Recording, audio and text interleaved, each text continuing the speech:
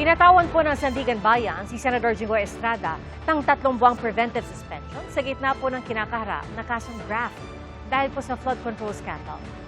Saksi, si Joseph Moro. Nakadetena na si Senador Jinggoy Estrada dahil sa kasong plunder na kanyang kinakaharap.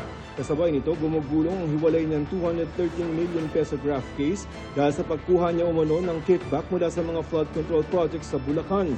Kaugnay ng nasabing graft case, sinuspindi ngayon ng Sandigan Bayan 2nd Division sa Estrada sa pagiging senador sa loob ng 90 araw o 3 buwan habang nililitis sa dibisyon ang kasong isinampa laban sa kanya ng Ombudsman. Sa resolusyon na nilabas ng Korte, sinabi nitong ang 90-day preventive suspension ay epektibo oras na matanggap ni Estrada ang resolusyon ng Korte at maisapinal ang resolusyon. Pinabibigyan ng Korte ng kopya ng resolusyon ng Senate President at Senate Secretary para ipatupad ang suspensyon.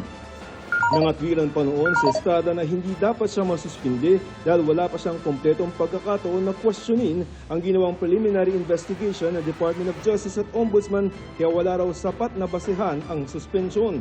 Pero sabi ng Ombudsman nakasaad sa Republic Act 1319 o Anti-Graft and Corrupt Practices Act na dapat mailagay sa preventive suspension ang isang pampublikong opisyal na may kinakaharap na kaso.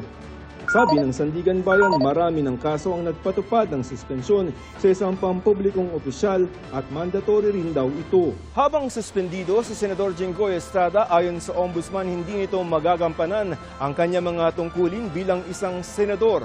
Kabilang sa mga gawain ng isang senador ang pagpasa ng mga batas at ang pag-upo bilang senator judge sa isang impeachment trial. Sa isang pahayag, sinabi ni Senador Estrada na hindi niya kailanman ginamit o gagamitin ang kapangyarihan at pribilehiyo ng kanyang opisina para protektahan ang sarili laban sa mga alegasyon. Kasabay daw ng kanyang desisyon na hindi magpasailalim sa protective custody ng Senado at kanyang voluntaryong pagsuko sa mga otoridad. Agad daw niyang pinatigil muna ang kanyang sahod. Ako si Joseph Morong, ang inyong saksi.